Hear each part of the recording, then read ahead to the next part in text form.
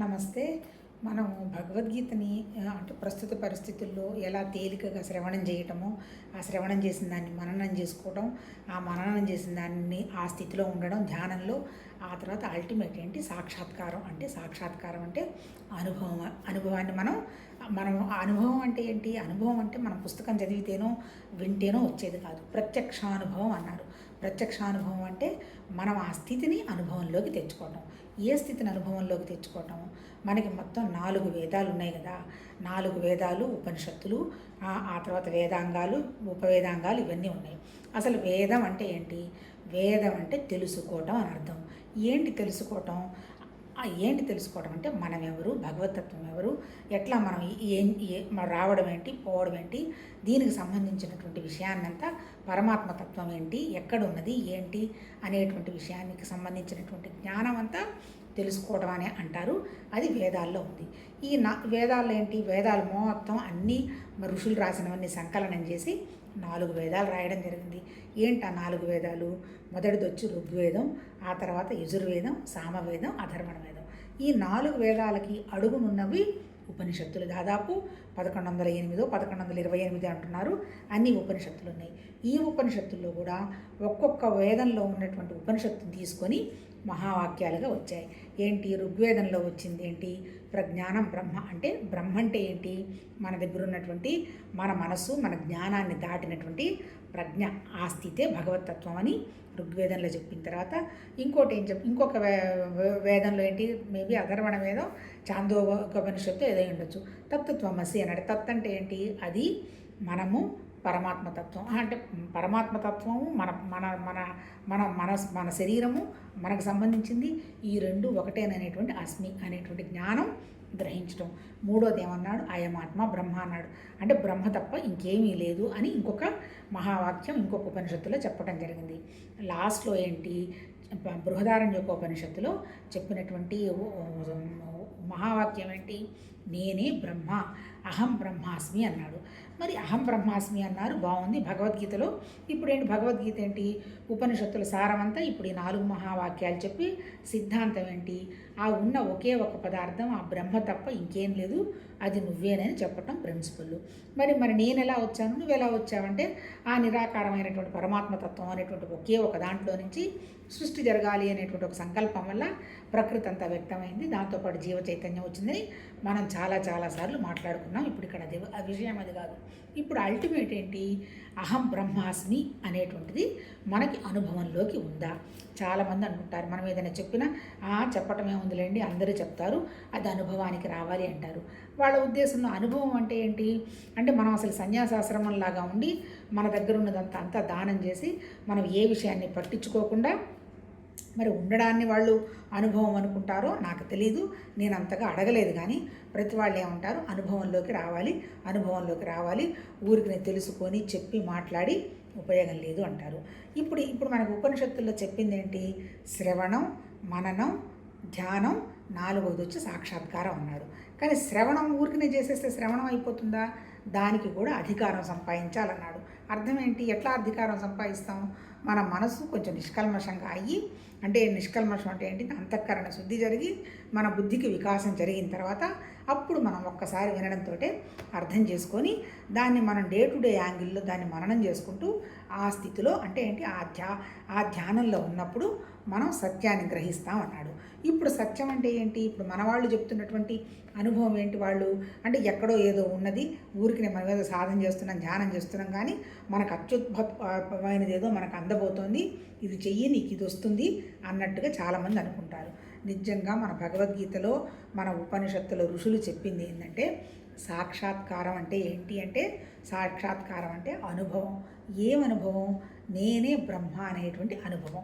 ఇప్పుడు నాకు రాలేదు కదండి, ఏదో నేను మహావాక్యాలు అన్నాను, భగవద్గీత అన్నాను, చెప్పుకుంటూ పోతున్నాను, నాకు అర్థం కావడం లేదు కదా అంటే దానికి ఆయన ఏం చెప్తాడంటే బృహదారణ్యోపనిషత్తులో మైత్రేయి, నువ్వు తప్ప ఎవరు లేవు, నీ కోసమే నువ్వు ప్రేమించుకుంటున్నావు అంతే తప్ప, అంటే మరి మీరంటే నాకు ఇష్టం లేదా భర్తగా అంటే అదంతా అబద్ధం.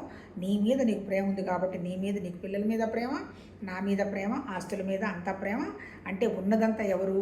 నువ్వే, నీ అహమే బ్రహ్మ, అంతకంటే ఏమి లేదు తల్లి అని భర్త చెప్తాడు. మరి నేను ఎట్లా అది ప్రాక్టీస్కి తెచ్చుకోవాలి అంటే దానికి ఏం చెప్తాడు, నువ్వు ఆ భావంతోనే మళ్ళీ ప్రాక్టీస్ అంటే అంతా నేనే బ్రహ్మ అనేటువంటి భావం పెడతావు. దాన్ని ఏమన్నారు, బ్రహ్మాకార వృత్తి అన్నారు. ఆ బ్రహ్మాకార వృత్తిలో భావిస్తూ నేనే అదేనేటువంటి అనుభవం వస్తే అదే ప్రత్యక్ష అనుభవం, అదే సాక్షి అన్నాడు. మనకు రావడం లేదు కదా అంటే మళ్ళీ మొదలుపెట్టు, మళ్ళీ విను, మళ్ళీ మననం చేసుకో, మళ్ళీ ధ్యానం చెయ్యి. నువ్వు ఈ విషయం, ఈ అనుభవం నీకు ప్రత్యక్ష అనుభవం, నేనే బ్రహ్మ అనేటువంటి ఎక్కడొస్తుంది అది? నేను బ్రహ్మ, నాకు కనపడుతున్న ప్రతిదీ బ్రహ్మ అంటే అల్టిమేట్ ఏం చెప్తున్నాడు మరి? పుస్తకాలు చదవడం కాదు, ఆ తర్వాత వేదాలు కాదు, ఇంకోటి కాదు, ఏమీ లేదు. నీకున్నటువంటి లోకానుభవమే. ఆ లోకానుభవంతో నువ్వు నేనే బ్రహ్మని అని గ్రహిస్తా ఉన్నాడు. అంతే కదా, నన్ను బాగానే చూసుకుంటాను, మరి నా పక్కన వాళ్ళని కూడా నన్ను బ్రహ్మలాగా చూడగలుగుతానా? ఎంతమంది మనం చూస్తున్నాము అంటే ఏంటి? లోకంలో ఉన్నట్టు మరి వస్తువులు ఉన్నాయి, ఆ వస్తువుల మీద నాకు వ్యామోహం తగ్గి అంతా బ్రహ్మ అన్నప్పుడు నేను కానీ ఏమీ లేనప్పుడు నాకు కోరికలు ఎందుకు? ఆ వ్యామోహం తగ్గిందా అంటే ఏంటి? అది నీకు ఎలా తెలుస్తుంది? నేను ఒక్కదాన్నే ఉన్నాను, అన్నీ బ్రహ్మాండంగా వండర్ఫుల్గా ఉంటాయి, నేను నలుగురు మనుషులకు చేయాల్సి వస్తుంది, లేదో నలుగురు మనుషులతో ఉండాల్సి వస్తుంది, అప్పుడు నా అనుభవ పరిస్థితి ఏంది? అలాంటి అనుభవం నీకు అప్పుడు కూడా నేనే బ్రహ్మను ఉందా అంటే ప్రపంచంలో నువ్వు ఉన్నప్పుడు కూడా నేనే బ్రహ్మని ఫీల్ అవుతున్నావా? అనుభవంలోకి వస్తుందా? అది వచ్చిందాక నీకు శ్రవణం, మననం, నిధిధ్యాస, సాక్షాత్కారం తప్పదు. అంటే ఏంటి? మనం పాస్ అయిందాక పరీక్ష రాసుకుంటూనే ఉండాలి. దీన్నే సాధన అన్నారు. సాధన అంటే ఇంకా ఒక ఊరికి ఒక ధ్యానం చేస్తూనో, ఒక కర్మ చేస్తూనే, ఒక యోగం చేస్తూనో కాదు.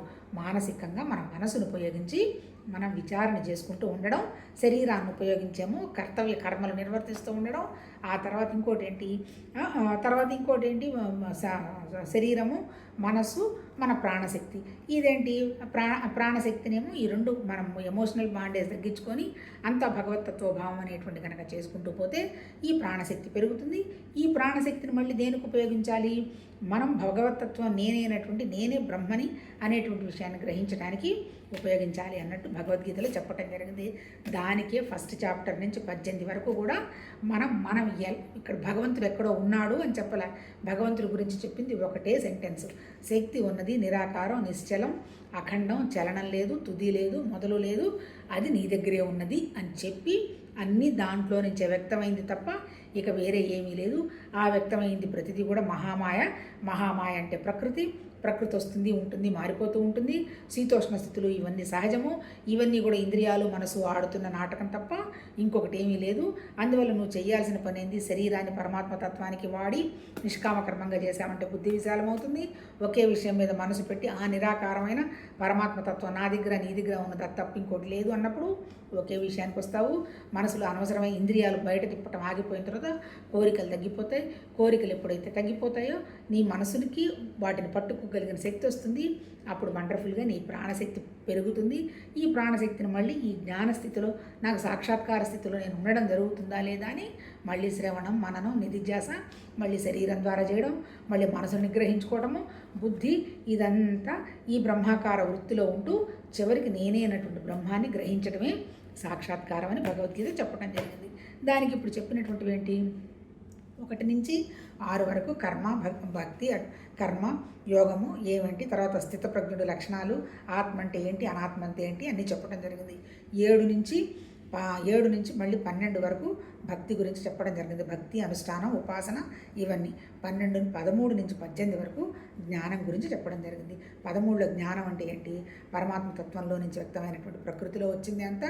ప్రకృతి అంటే క్షేత్రం అంటే పంచభూతాలతో తయారైన శరీరం, తర్వాత తన్మాత్రలు, కర్మేంద్రియాలు, జ్ఞానేంద్రియాలు, వాటితో పాటు మన దగ్గర ఉన్నటువంటి జీవ చైతన్యం. ఇది అల్టిమేట్ ఏంటి? ఈ జీవ చైతన్యం భగవతత్వందే తప్ప ఈ జీవ చైతన్యం, జీవుడు అనేది జస్ట్ భావమేను, పరమాత్మతత్వం ఒకటే సత్యం అని గ్రహించడం. తర్వాత 14కి వచ్చిన తర్వాత మనం గ్రహించకుండా ఆపుతున్నది ఏంటి? మన 3 గుణాలు, కామక్రోధ లోభ మద మాశ్చర్యాలు. అందుకని కోరికల బ్యాగేజ్ తగ్గించుకున్నావంటే ఎమోషన్ తగ్గిపోతుంది. ఎమోషన్ ఎప్పుడైతే తగ్గిపోతుందో నీ ప్రాణశక్తి పెరుగుతుంది. ప్రాణశక్తి ఎప్పుడైతే పెరుగుతుందో సత్యం వైపుగా అడుగులేసి సత్యం ఏంటి, అసత్యమైందని గ్రహిస్తావు అని 3 గుణాలు దాటిన తర్వాత చెప్తూ, తర్వాత ఎప్పుడైతే గుణాలు దాటిన ఆలోచిస్తావో పురుషోత్తమ ప్రాప్తి యోగం అంటే అదే భగవతత్వం ఉన్నదంతా ఒకటేను, నా దగ్గర ఉన్నది అది అనేటువంటి విషయం అవగాహనకు వస్తావు అని ఇంకా మనకి విషయం అర్థం కావడానికి దైవ అసుర సంపత్తి యోగ విభాగం చెప్తున్నాడు. దైవ లక్షణాలు అంటే ఏంటి? మనసు మీద మనం ఎక్కువ పనిచేసుకుంటూ ఉన్నప్పుడు మనసుకు నాకేం ముద్రలు అవుతున్నాయి అనేటువంటి విషయాన్ని మనం కొద్దో గొప్ప మన జ్ఞానంతో గ్రహించినప్పుడు అప్పుడు ఇది నాది కాదు కదా అనేది నా మనసును ప్రశాంతంగా ఉంచుకుంటే తప్ప, బుద్ధి విశాలమైతే తప్ప జ్ఞానస్థితి నాకు అందదు. అహం బ్రహ్మాస్మి అనేటువంటి సాక్షాత్కార భావం నాకు కలిగేది కష్టమని మంచి గుణాలన్నీ పెంచుకోవాలి. మంచి గుణాలంటే దైవ గుణాలు, క్షమ, జాలి, దయ, కరుణ, ఏమీ ఆశించకుండా ఉండడం, నిష్కామంగా చేయడం, ఒకే ఒక విషయం మీద మనసు పెట్టడము, ఆ తర్వాత ఇంద్రియ నిగ్రహం అంటే కోరికల మీదనే ఏ భావం లేకుండా ఉండడము, ఏదున్నా పరమాత్మతత్వం అనేటువంటి భావంగా శరీరాన్ని ఉపయోగించగలగడం, ఇటువంటివన్నీ 26 మంచి లక్షణాలు చెప్పాడు. అసురు లక్షణాలు ఏంటి? అసుర అంటే ఏంటి? భౌతికంగా ఎవరైతే పరిగెడుతుంటారో వాళ్ళ దగ్గర అసురు లక్షణాలు ఉన్నాయని నేను చదివాం కదా. దాంతోపాటు నిన్నేం చెప్పాము? అహంకారం 18వ శ్లోకంలో అహంకారం, బలం, దర్పం, కామం, క్రోధాల కోసలై ఇతరులను నిందించుచు తమ శరీరాల యందును ఇతరుల శరీరాల యందును అంతర్యామిగానున్న నన్ను ద్వేషించుచుందురు. ఇప్పుడు మనం తెల్లవారు నిద్ర లేచింది మొదలు చూస్తున్నాము. ఏ సినిమా అన్నా చూడు, లేదంటే ఎవరి నోట్లో నుంచి అన్నా విను, ఏందోనండి వాళ్ళకి అహంకారం అంటున్నారంటే ఏంటి? ఒకప్పట్లాగా అన్నదమ్ముల మధ్య, బంధువుల మధ్య, భార్యాభర్తల మధ్య, తల్లిదండ్రులు పిల్లల మధ్య కూడా అంతరాలు ఏర్పడుతున్నాయి అంటే మరి దేనికి కారణం? ఇదివరకు రోజుల్లో ఇంత ఆర్థిక స్థితి లేదు. ఒక మనిషి మీద ఆధారపడితేనే పని జరిగేది. ఒక పెళ్లి జరగాలి అంటే ఇంట్లో చుట్టాలందరూ వచ్చి నిలబడి ఆడపిల్లల పెళ్ళిళ్ళు చేయాల్సి వచ్చేది. ఇప్పుడు అలాంటి అవసరం లేదు. అంటే ఏంటి? అందరూ ఆర్థికంగా అభివృద్ధి చెందారు. ఆ తర్వాత ఇంటర్నెట్ వచ్చిన తర్వాత ఎవరు వెతుక్కునేటువంటి పరిస్థితులు వచ్చాయి. దీనివల్ల వచ్చినటువంటి నష్టం ఏంటి అంటే మనుషులకి మధ్య ఇంటర్ డిపెండెన్సీ పోయింది. ఒక మనిషి మీద ఆధారపడ్డప్పుడు మాత్రమే ఆ మనిషికి మనం గౌరవం ఇస్తాము, ఆ మనిషితో ఉంటాము. ఆ ఆధారపడటం పోయిందనుకోండి, అందుకని ఆటోమేటిక్గా రిలేషన్స్ పోతున్నాయి. అలా స్నేహితులు ఉన్నారు, మన వెనక విషయాలు వాళ్ళకేం తెలియదు, అందుకని ఆ విషయం గురించి పొరపాటున కూడా వాళ్ళు మాట్లాడరు. మనం చెప్తే కదా వాళ్ళు మాట్లాడతారు. అప్పుడు ఎలా ఉంటుంది? వాళ్ళు ఏదో మనకి ఇవ్వడం, మనని పొగడడం, మనం వాళ్ళని పొగడడం. కాబట్టి ఆ రిలేషన్ హాయ్ బాయ్ అని వండర్ఫుల్గా ఉంటుంది. అందుకని ప్రతి వాళ్ళు ఏంటి? తెలియని మనుషుల మీద స్నేహాలకు పరిగెడుతున్నారు. ముఖ్యంగా దాంతో ఇంటర్నెట్లో వస్తున్న ప్రాబ్లమ్స్ మనం చూస్తున్నాము. అంటే అర్థం ఏంటి? ఈ రిలేషన్స్ ఇవన్నీ ఎందుకు పోతున్నాయి? అహంకారం, బలం, దర్పం, కామం, క్రోధం, ఇవి కారణాలు అంటాడు. ఎందుకు అహంకారం? ఇప్పుడు ఎవరికి ఒకరి మీద ఆధారపడాల్సిన అవసరం లేదు. బలం ఉంది, డబ్బున్నది, ఆ తర్వాత ఇంకోటి ఏంటి? దర్పం ఉంది. అంతే కదా, ఒక పవర్ ఉంటుంది, దర్పమే కదా. తర్వాత తనకు తనే ఇవన్నీ పెట్టుకొని కోరికలు తీర్చుకోగలిగినటువంటి సత్తా ఉంది. ఇంతవరకు బాగానే ఉంది, తనది తను ఉపయోగించుకున్నాడు. కాకపోతే విషయం ఏంటి? భగవతత్వం అనేటువంటి భావం నా దగ్గర, నీ దగ్గర, సర్వత్రా ఉందా అనేటువంటి విషయాన్ని మర్చిపోయి తన కోరికలకు ఎవరన్నా ఆటంకపరిస్తే వాళ్ళ మీద ద్వేషము, ఆ తర్వాత ఇంకోటి ఏంటి? వాళ్ళ మీద ద్వేషము, వాళ్ళని ఏదో ఇబ్బందులు పెట్టడము, ఈ విషయాలకన్నీ వస్తున్నాడు. ఎందుకు? ఉన్నదంతా సర్వత్రా ఉన్నది అనేటువంటి పరమాత్మ తత్వాన్ని మర్చిపోయినాడు. తన అహంకారం, బలం, దర్పం, కామం, క్రోధం వల్ల. అంటే ఏంటి? అలా అయినందువల్ల ఏంటి? అవి అసురు లక్షణాలు. ఈ లక్షణాల వల్ల ఏమవుతుంది? ఎవరికి వాళ్ళే ఇబ్బందులు పడతారబ్బా. మంచి ఎప్పుడు మన మనసును ప్రశాంతంగా ఉండేటి చేస్తుంది. స్వార్థం ఎప్పుడు కూడా మన మనసును మన నుంచి దూరం చేస్తుంది. ఎట్లా దూరం చేస్తుంది? మనకు వాటికి సంబంధించిన ఆలోచనలే వస్తుంటాయి. ఇది రైటా రాంగా, ఇలా చేయొచ్చా, ఇలా చేయకూడదా అనేటువంటి ఘర్షణ అనవసరపు విషయాలకు వస్తుంది. మంచి విషయం అనుకో ఘర్షణ ఉండదు. ఏదన్నా రోడ్డు మీద నీళ్లు పడిపోయినారు ఎవరన్నా, మన దగ్గర మంచినీళ్ళు బాటిల్ ఉంది, ఇద్దామా వద్దా అని ఏమైనా ఆలోచన చేస్తామా? పొరపాటున కూడా చెయ్యం, ఇచ్చేస్తాము. ఇచ్చిన తర్వాత నేను వాళ్ళకి మంచినీళ్ళు ఇచ్చాను ఊరంతా వెళ్ళామని చెప్తామా? చెప్పం. ఎందుకంటే అది స్పాంటేనియస్గా అయిపోయింది. అలా స్పాంటేనియస్గా అయిపోవడం అనేది భగవతత్వం. అలా కాకుండా నేను ఎందుకు ఇవ్వాలి అని వెళ్ళిపోయినాడు అనుకోండి, మరో రోజు పేపర్లో మంచినీళ్ళు లేక వీడు చచ్చిపోయినాడు అన్నాడు అనుకోండి, అందులో మన రోల్ ఉంటుందిగా. కొద్ది గొప్ప దైవ లక్షణం వరకు ఉన్నవాళ్ళు కొంచెం అప్పుడే ఇచ్చేస్తారు. అసురు లక్షణం ఉన్న వాళ్ళు ఇవ్వరు, దాన్ని పట్టించుకోరు.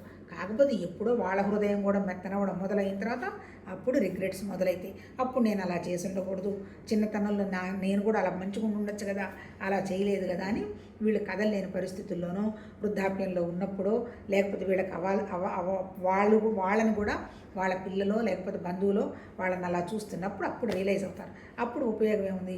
మళ్ళీ పోవడం రావడం, ఇదంతా రావడం అంటే ఏం లేదు, మళ్ళీ మారడానికి ప్రయత్నాలు చేయడం జరగవచ్చు అంటున్నాడు. అంటే ఏంటి? అహంకారం, బలం, దర్పం, కామం, క్రోధం ఇవి అసురు లక్షణాలు.